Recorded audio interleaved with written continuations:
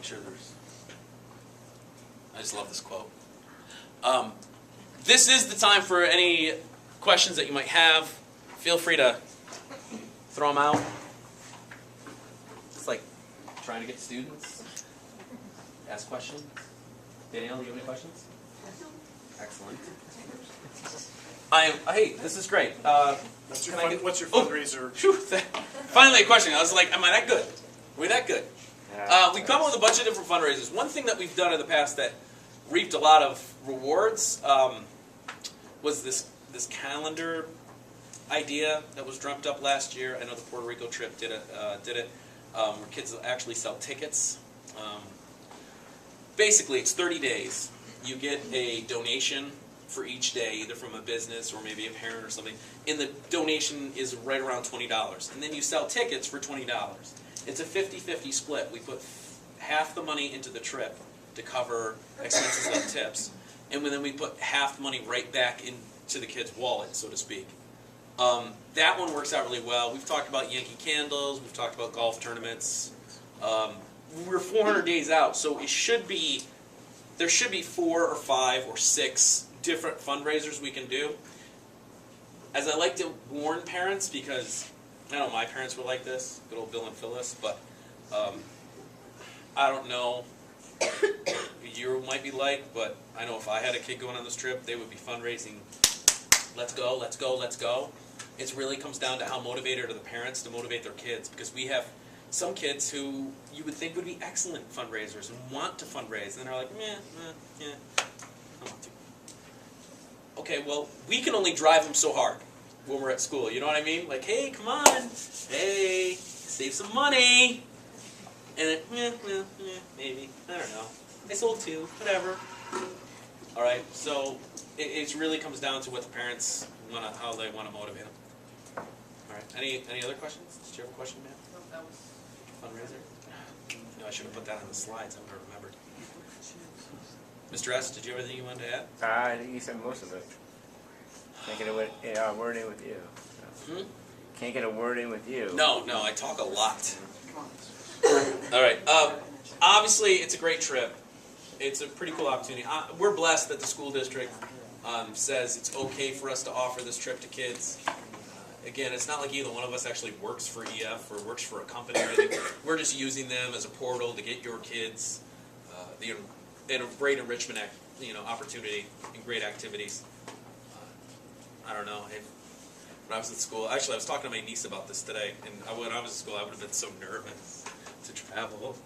And our kids are so brave. They're like, what? Yeah, I'm doing it. I'm like, that's great. Yeah? In terms of the course, when would they be doing the work?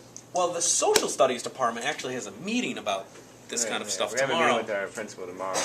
And where I'm going to bring it up. But basically, it would be a course in school. A period out of the day, one of their electives that they need to take to graduate. When they don't have... I understand that. And that's a concern, but it's not a concern. Like, they don't have to be in the course to go on the trip. Plus, if it's set up the way I'm hoping, I'm sure you're hoping, set up the way every kid that's enrolled in the trip will be in the course, but if it's not because of schedule conflicts, it is what it is. We hopefully can still offer them an educational opportunity to get that credit outside of the actual class. But to be honest, it'll be more work on the kids' end. And then, again, They could do it more independently. yeah, it's going to depend on the student whether or not they want to put in that work. I know as a teacher, I'll put in whatever work I need to have a kid succeed. So I'm in for that. Right, and with 2 of us, possibly 3 of us willing to teach the course, there may be a chance for them to have 2 different class schedules, or 2 times they actually take the course itself. Yeah. So we'll see how it plays out. The scheduling stuff. So we'll have to see. Yeah. And if we can offer it even on maybe a day 1, day 2, we can rotate it through, some sort, maybe even go over the course of the year, all on day 1s. I mean, that's the stuff we're going to talk about tomorrow, hopefully. So the course will begin then next, like in September versus this year? Oh, absolutely. And ultimate goal, honestly, I would love the course to run second semester next year, because we're going to travel in April. You'll be doing all of this prep work. I can just give you an example. One of the ones I saw, they sent me all these projects. A lot of the projects are videos. They're video-based projects. So the students will take their driving question, whatever it is. One of the ones I saw, I was talking to you about earlier, but they were basically breaking down the propaganda and economics of travel. So what they did is they looked at what they thought it was going to be like. The ideas, the American ideas of how, I think they were traveling to Spain, to Madrid, of what they would see, as far as what would be geared towards them, how people would try to get them to buy things. And then they did a video diary on the trip.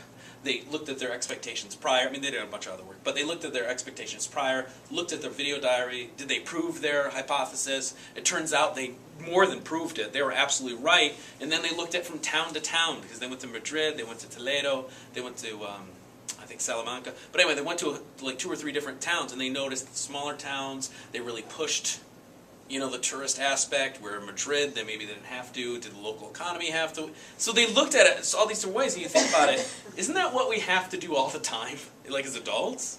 We have to think about those things. I mean, all the kids love to go to the fair, but when you go to the fair, you got to bring an extra $100 because somebody's going to want something that they're not going to need a week from now, but yet they're going to want it. All right, so it's those kind of things. So it's pretty exciting. I think it's gonna pan out. I think it's really geared towards our student body too. I think it's gonna work. So, anything else? Anything else for the good of the group? All right. Well, your homework is no. There is none. I've got everybody sign one of these things.